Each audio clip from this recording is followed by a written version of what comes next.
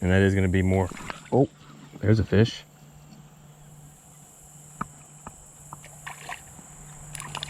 Okay. That's our first fish of the day, guys, and that's not a bad one at all.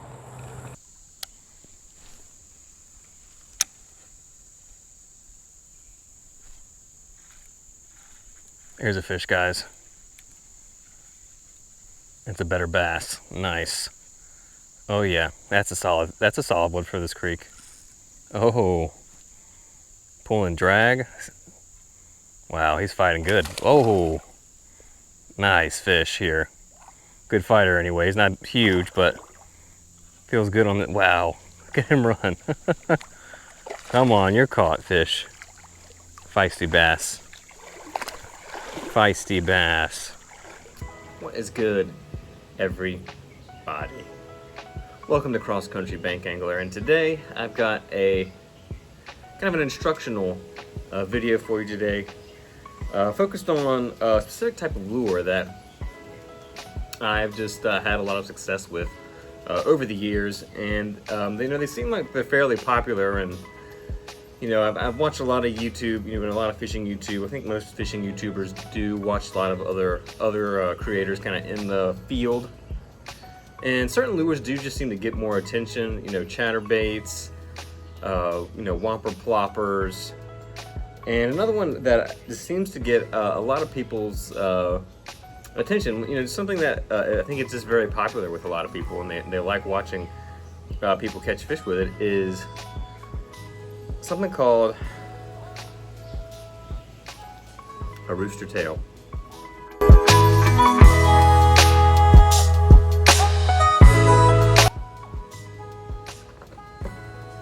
If you go on to bassproshops.com or something, and you're shopping, and you look for lures and try to find kind of the ones with the most reviews, rooster tail is one of the ones that's pretty high up there, and it's just a popular lure that a lot of people around the country use to catch fish.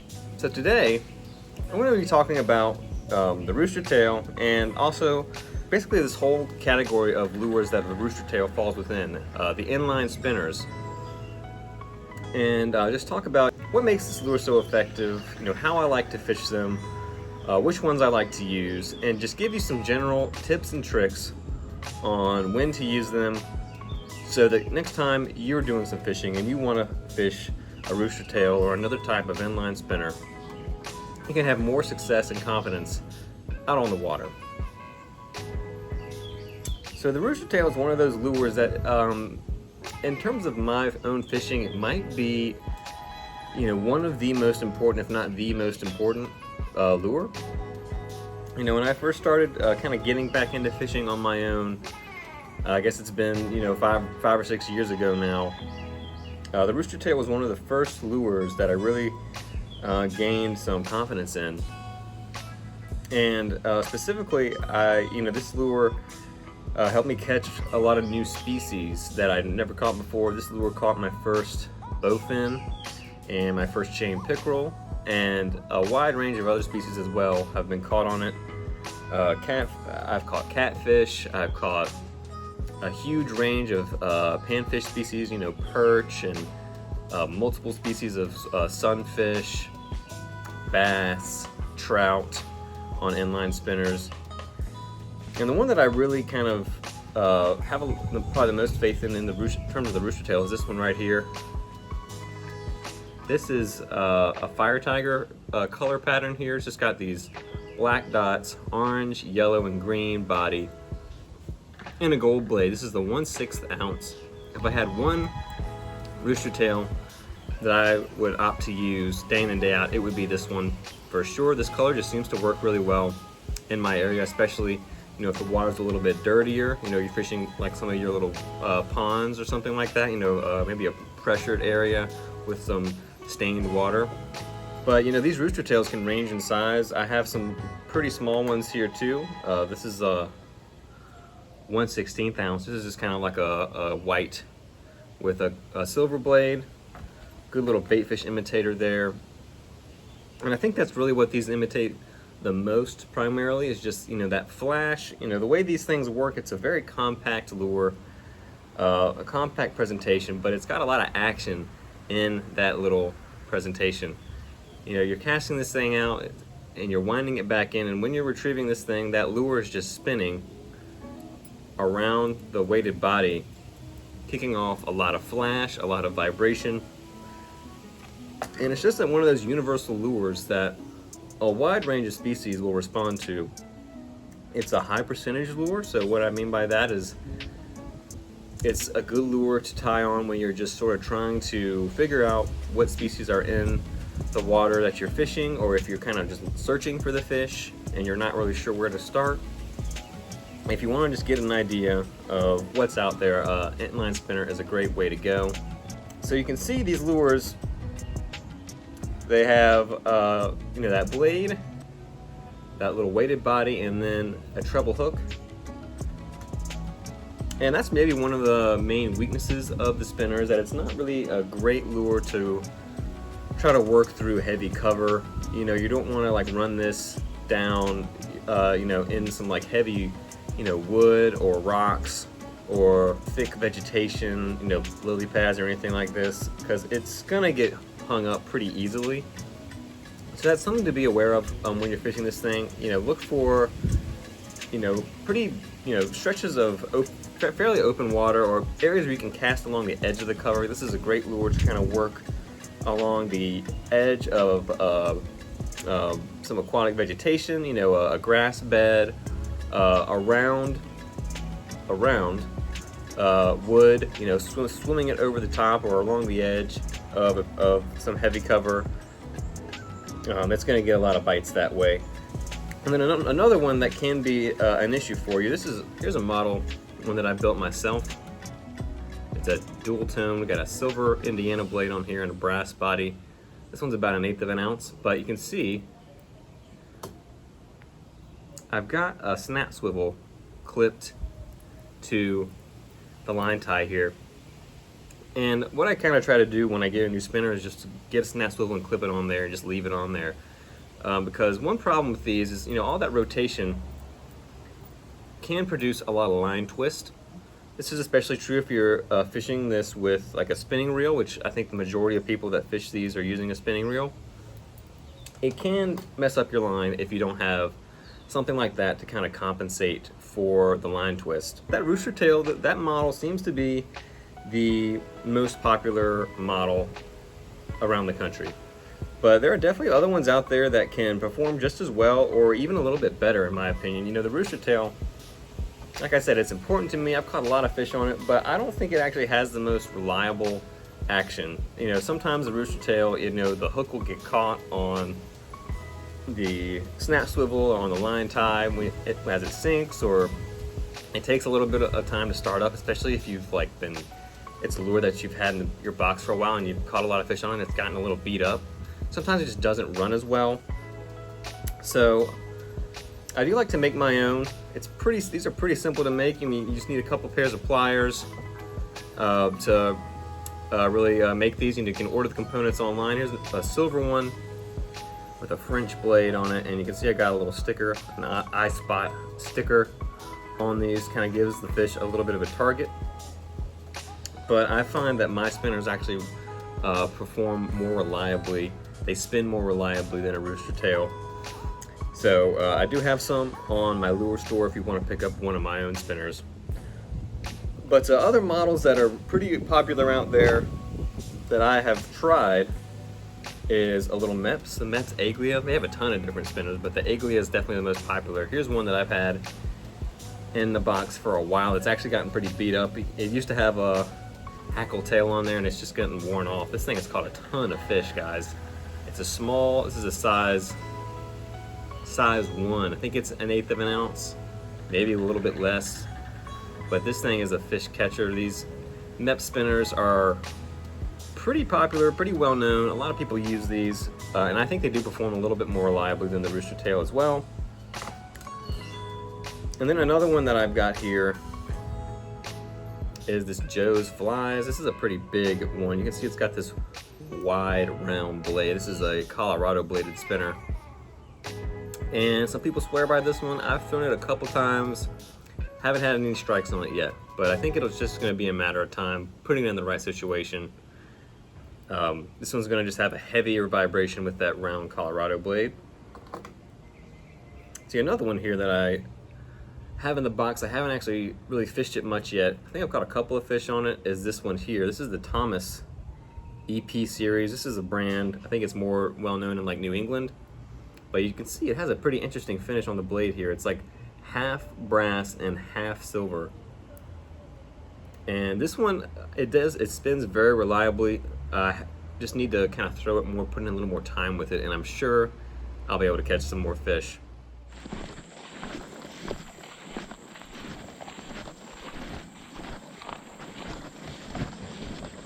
All right, guys. So the river is not looking super clear right now, but it should still be low enough to wade. I'm just going to try to be careful, stick to the edges here. We're going to try to go downstream today. Last time I was at this access, I went upstream and we caught some fish, but it wasn't really that great, so I figured maybe we should try downstream instead.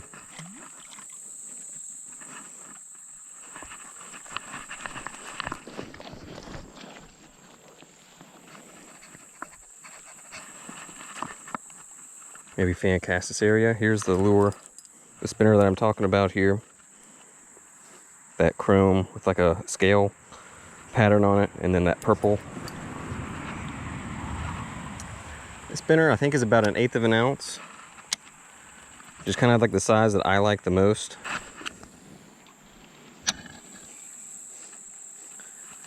And really, if you're fishing with spinners and you're a beginner, I would recommend just going with a spinning combo. That's what most people throw them on.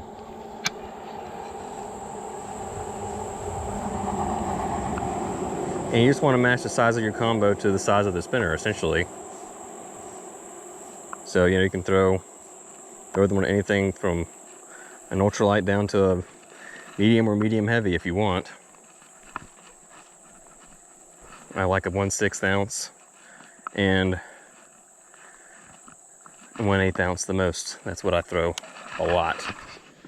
It's a good size for just trying to find fish. And 90% of the time, guys, I just fish this with a slow, steady retrieve. You just want to wind it back as slowly as you can, where you can still feel that blade turning.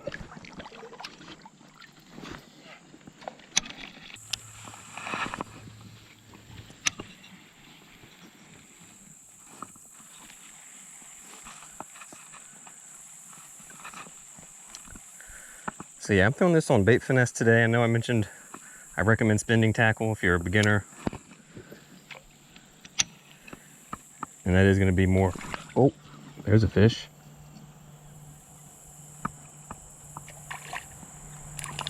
Okay. That's our first fish of the day, guys, and that's not a bad one at all. The red breast sunfish. Came up and smacked it. This looked kind of funny, but I'm going to count it because it's at least near his face. That's a good size one. That's like a 6-incher. One of the nicer ones that I found this year. Beautiful fish. All right, first fish on the inline spinner is a nice red breast. If I was in a little bit shallower water, I'd get a picture of him. Thank you, buddy.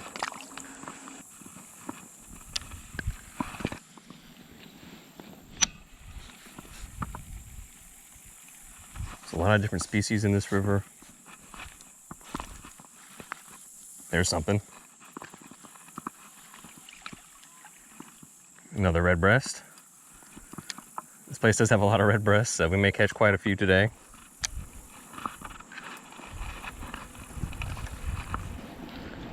I wouldn't complain about that at all.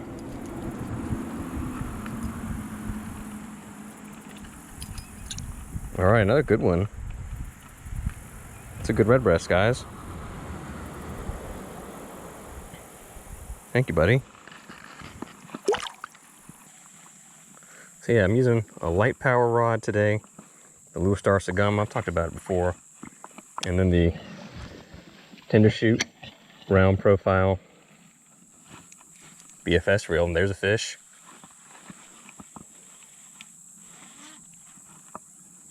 Man, these little red breasts are fighting pretty good for their size right now.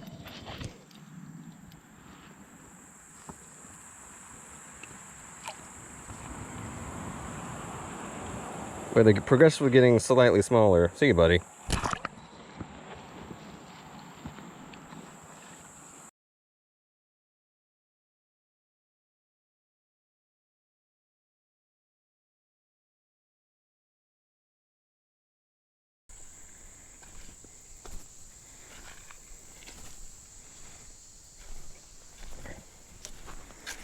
Alright, here's the creek, guys. This is usually where I start. So, looks pretty low right now. But I've seen some fish swimming around. So hopefully we can find one that'll eat the spinner.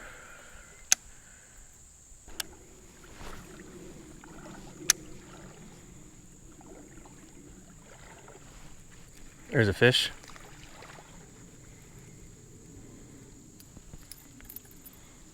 Okay, it's a little surprising. It's a white perch. A little white perch. Hold on, buddy.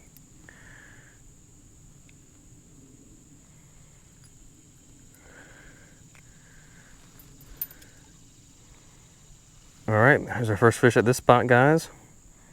About a 4-inch white perch. I guess there are some that live in the reservoir above, and I find some of these in this creek further downstream throughout the summer. So, see ya, buddy.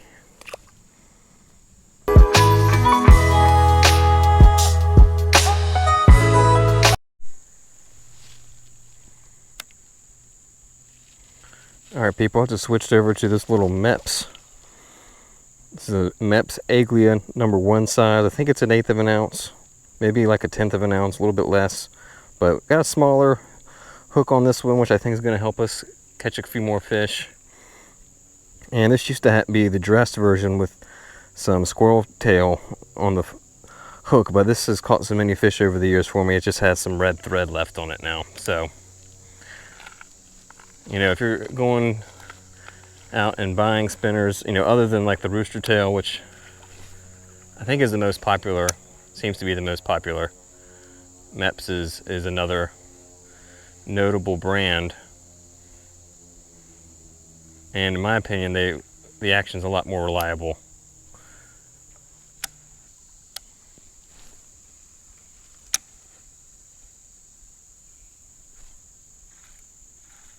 Here's a fish, guys. It's a better bass. Nice. Oh yeah, that's a solid one for this creek.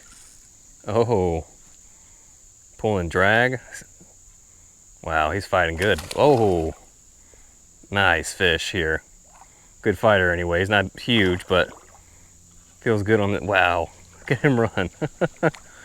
Come on, you're caught, fish. Feisty bass. Feisty bass. Let's walk him over here to some dry ground. Oh yeah, people. Now that's what you can catch on spinners. For some reason, especially for bass, no one really talks about fishing spinners, but they work well for bass. That's like a 12-incher, maybe half a pound, 3/4 of a pound. All right, guys, let's let this bass go. Thank you, fish. That was a good fight. Good fighter.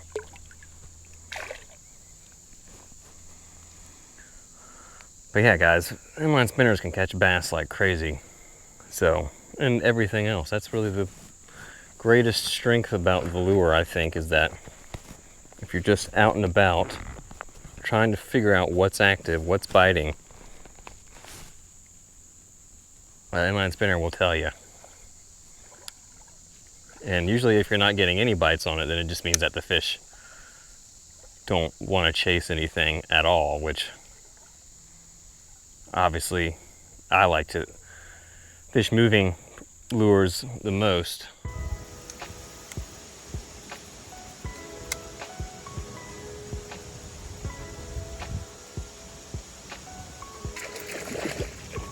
Whoa.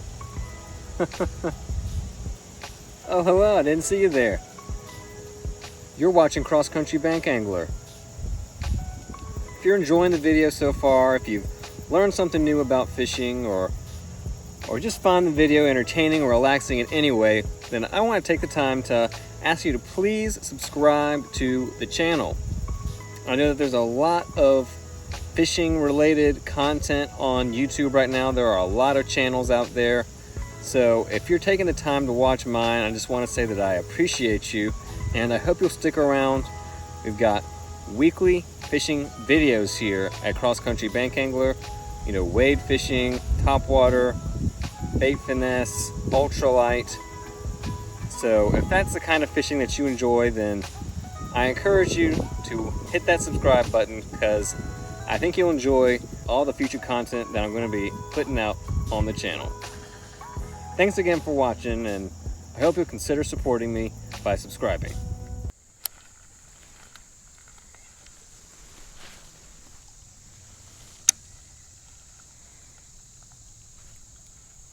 There's a fish.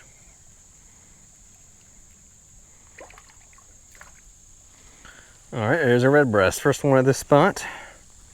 Figured we'd find one eventually. There he is, guys. Got the spinner. Pretty little fish. Oh, hold on, buddy. I'm trying to let you go. Crazy fish.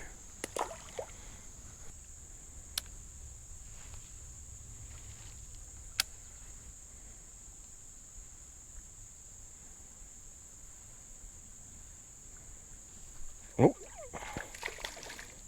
All right, there's a fish. Tiny bass, nailed it.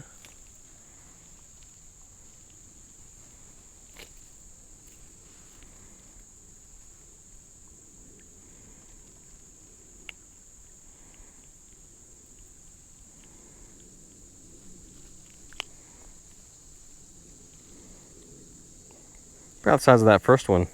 Let's get him back.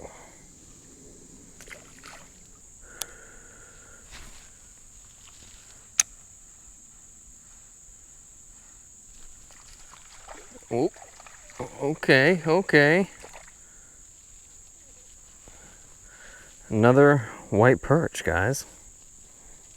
Not caught them from this section before. There he is, feisty at least, right? I guess I'll get a picture of one of them, just to show the full variety. All right, see you, buddy. He smacked it hard, I'll give him that. Not big, but he smacked it hard.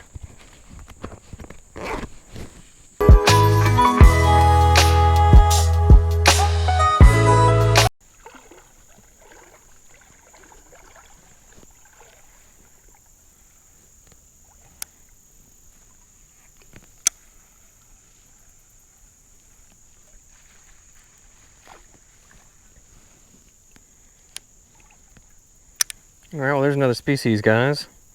One of those little perch we've been seeing.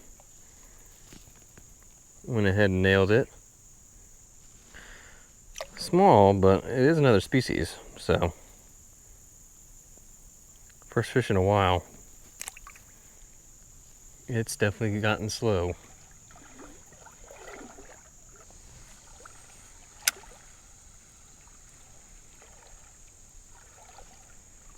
Oh. There's a fish. Tagged it as I was reeling it a little quicker under the surface.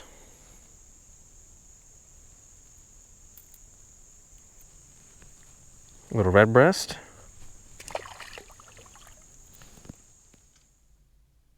All right, people. So I am going to go ahead and wrap up this video real quick. Didn't have time to shoot an outro on the water. It was starting to get dark by the time I left. But anyway, I hope you learned something about how to fish with rooster tails, inline spinners.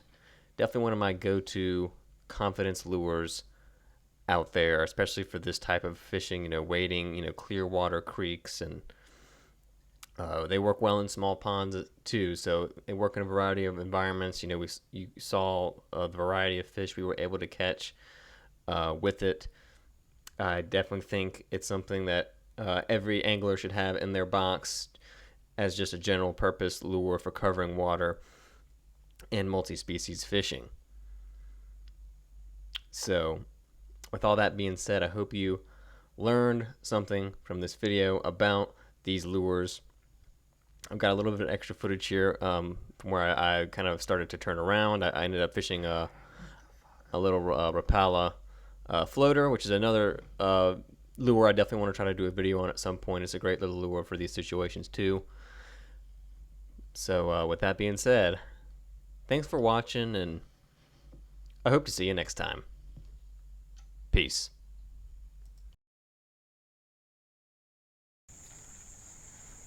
Something big just made a commotion over there.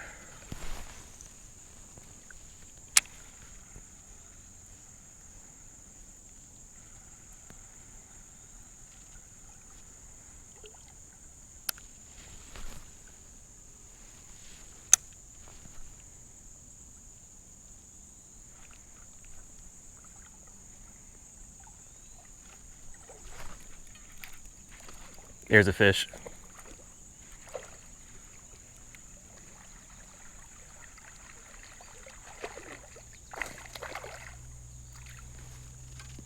There we go, guys. That's not a bad bass for the creek. Hook just popped down as he shook. About a 10-incher. We were popping it, pushing it hard, and then letting it float back up, and he nailed it. Nice fish for the creek, at least.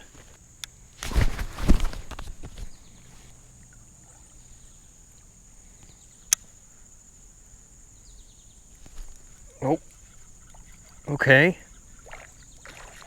Wow, he smashed it, guys.